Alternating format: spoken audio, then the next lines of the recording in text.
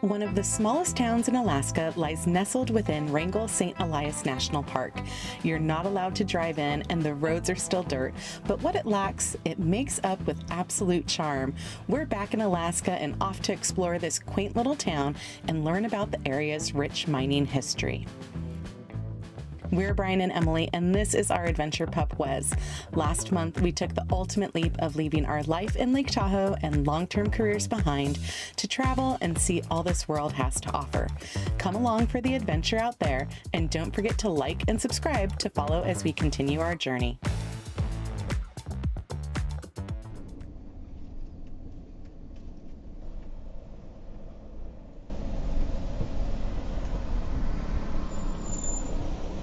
Good morning. How are you doing? Brian, doing pretty good. Good. Making passports, Yes. please. Awesome. Thank you so much. No Appreciate it. Anything that was purchased or acquired in Canada before? No. Nothing very. No. It's just you two folks on board in the Yes. bus. There you go. Okay, Thank you. welcome back to the U.S. Thank you you. so much. Thank you so much. Have a good morning. Thanks. Take care. Thanks, you too. Bye-bye. Well, that was the nicest Border Patrol, Wesley. Wasn't he? Milk and bones. Hey everyone, welcome back to the channel. We are back in the United States. We just crossed from Canada over into Alaska, and I have to say that was one of the most pleasant Border Patrol agents we've ever had. He was super friendly and nice, and even gave a milk bone to Wes. So thumbs up to the US Border Patrol there. And now we've got a little bit longer to get to our destination, first destination here in the interior of Canada, which is Tok. And we thought that we had escaped the roads of the Yukon. Not quite. The roads in the Yukon were crazy. If you saw our last video, so many potholes. And as soon as we crossed over into Alaska, it was like The roads were pristine. butter. And I jokingly said, I bet you this is just like a little game between Canada and America.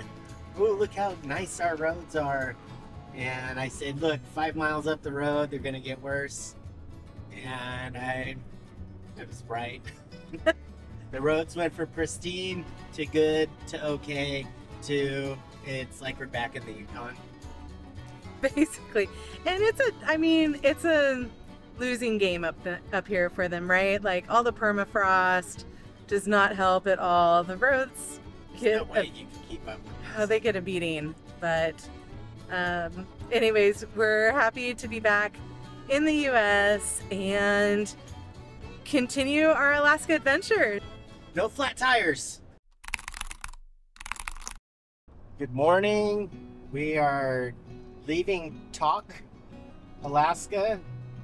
We are all fueled up, stocked up, water tank is full. We stayed at a really nice RV site last night, probably our favorite one so far. Super clean and updated, took showers, and we are now headed into the largest national park in the United States, Wrangell-St. Elias.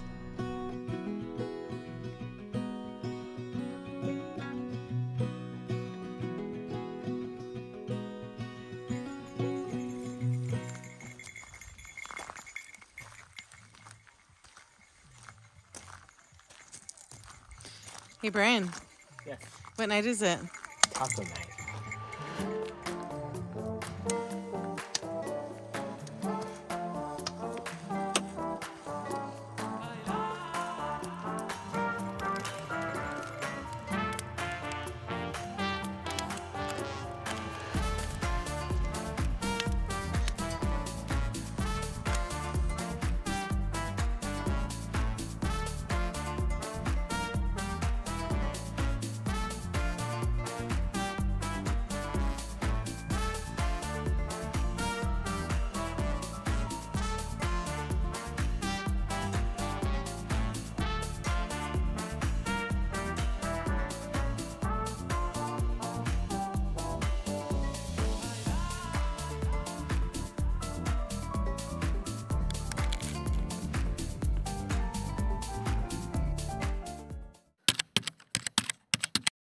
We had a really nice stay at a free campsite in the north end of Wrangell-St. Elias National Park last night.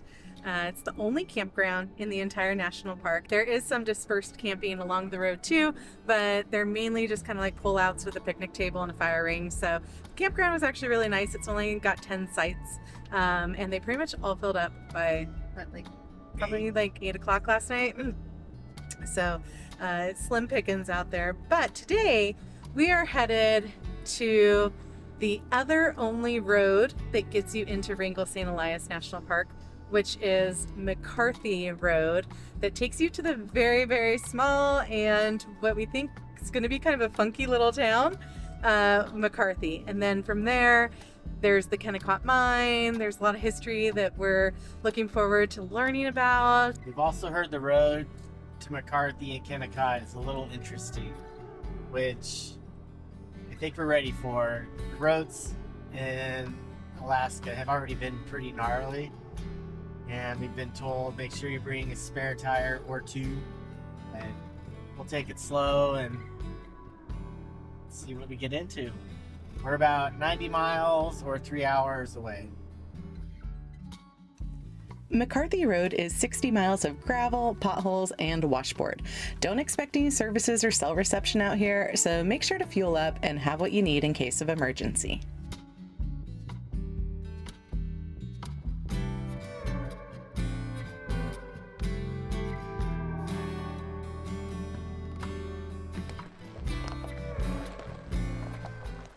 Well, what do you think, babe? Was it worth a 2-hour drive to go 40 something miles on a pretty crappy road?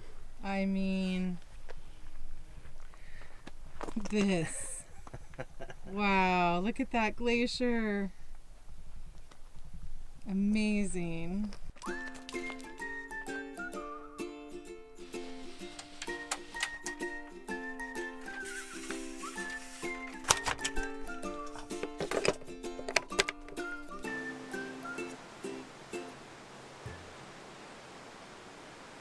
I'm so excited for the next couple of days.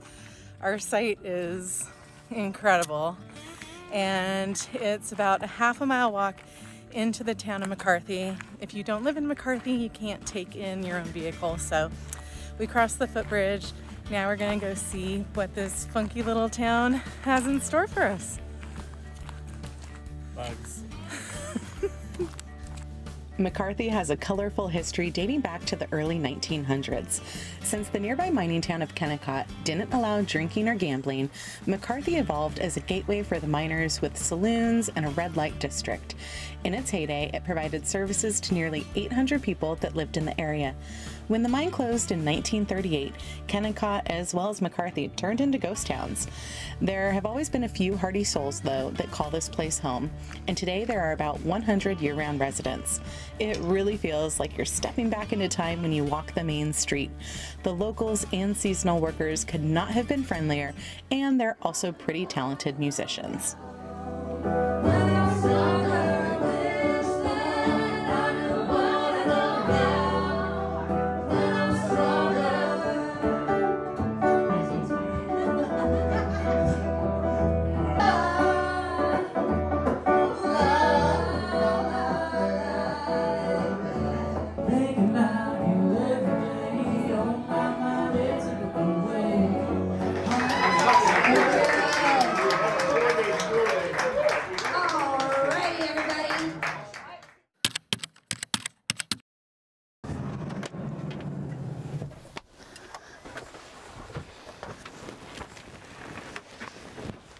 Good morning from Kennicott Glacier.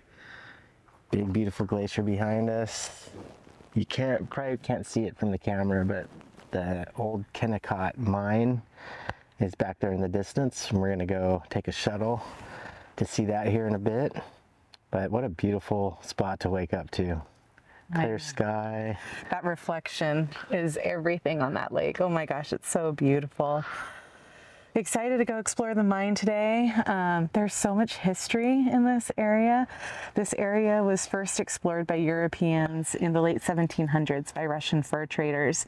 And it wasn't until the late 1800s when America bought Alaska from Russia that it started to become a hot spot for mining. And they discovered a lot of ore, copper ore in these mountains. And we're going to go see the old mining operation today. We'll give you guys a little bit more history when we get up there, but pretty cool to take it all in. Yeah.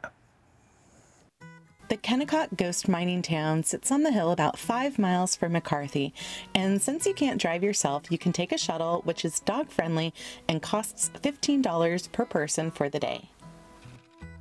So the Kennicott mine operated from 1906 to 1938 and was a key player in the 20th century copper industry. That building right there is 14 stories tall. I don't think we're going to get to go in it today, but we are going to walk around.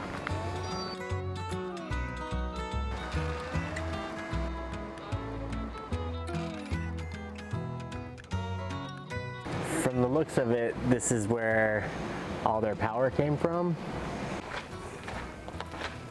So the National Park Service took this over in 1998, and they're doing a really good job refurbishing, and they're trying to save these buildings. And yeah, they've done a great job up here. So this is the actual power plant, and this is crazy. They built all this in the early 1900s.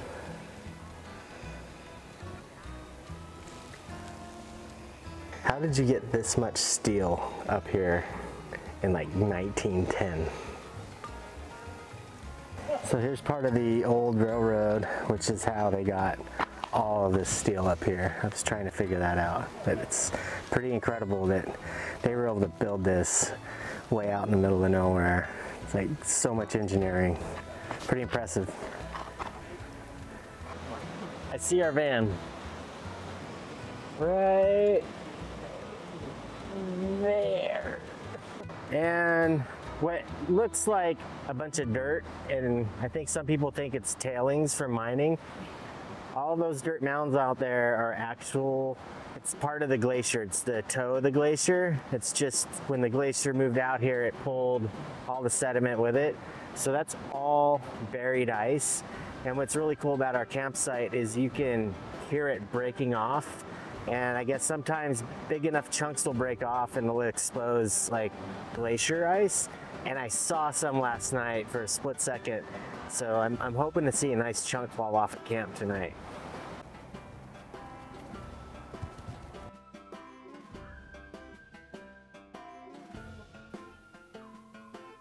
The best breakfast burrito I've ever had.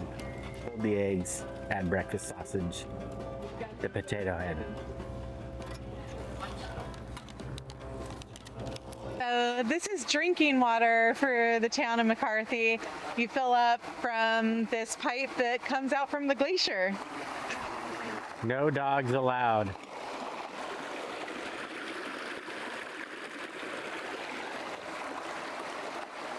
You are braver than I am. I mean, it tastes really good. You want some? No, I'm good. Sure? Yep. We'll see you at Poop 30. Hi, Wolf Girl.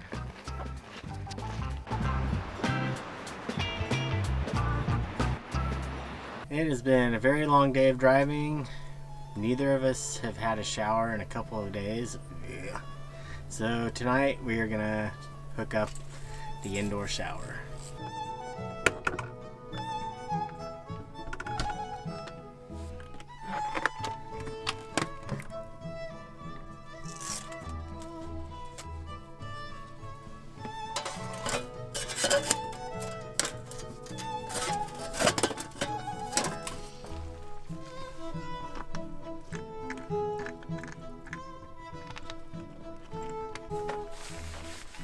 So fresh and so clean. After getting cleaned up, we enjoyed a peaceful evening at camp, listening to the sounds of the glacier and watching the clouds go in and out.